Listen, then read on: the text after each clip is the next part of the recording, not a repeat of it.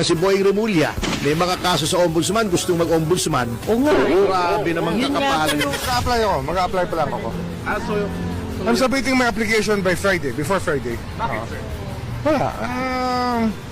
I think that I have a lot to offer there.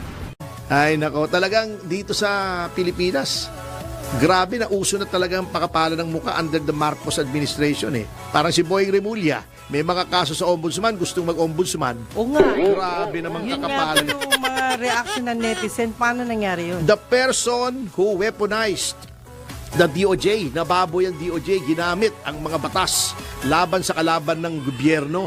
Yun ang gagawin ng ombudsman. Anong gagawin noon? Obvious naman, di pagtakpan ang mga kalokohan ni Marcos even beyond its term hanggang 2028 kasi 7 years ang term ng ombudsman. Yes. Huwag naman, anak ng pating naman. Hindi ba kayo nahihiya sa mga sarili nyo? Pambihira Sino mag-a-appoint naman. sa kanya? Siya mismo? Sa sarili Hindi, niya? dadaan sa JBC ang presidente mag-a-appoint. Kita nyo, tingnan nyo yung mga naging ombudsman. Tingnan mo yung listahan ng ombudsman. Sabihin na natin yung latest ombudsman. Si Martires. Si Martires ba ay miyembro ng gabinete? Hindi Nang po. nag-appoint sa kanya? Hindi. Galing siya sa Supreme Court. Galing sa talaga. judiciary. Neutral. Si Vasquez, Conrado Vasquez, the first ombudsman, very respected Yes. na magistrado. Totoo.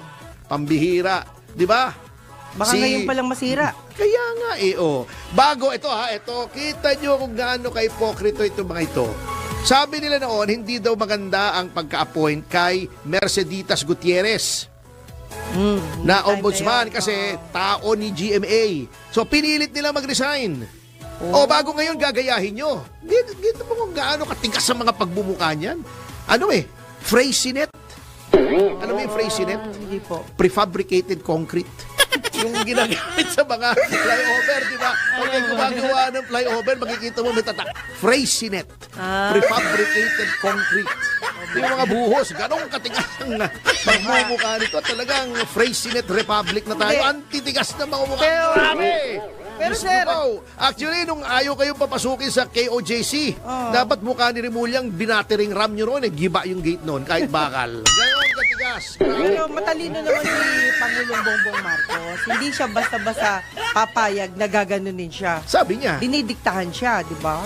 Pwede ba yun? hindi ako makapagsalita. Kasi sabi, liars go to hell. Sige na nga.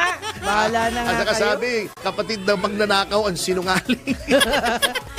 Pero hoping, hindi. Ipanalangin natin na wag mangyari. Yun na lang po. Hindi umuubra yung panalangin natin, hindi nag-penetrate sa Freycinet. Ganun. No? Alam mo lang, Galing talaga ni attorney. Wala palagay ko, masabi. makakapigil lang dyan yung paghuhukom. Ayun, nako, wag naman Yun ang sana. ipanalangin na natin. Dumating na yung paghuhukom para matapos na lahat yan. Oh my God. Panginoon, Hindi pa ako nakakaranas ng... husgahan nyo na kami. Balik na po kayo. Lo, kumidlat na. Ay, nako, Lagot buhay. pa. Oo, talaga naman.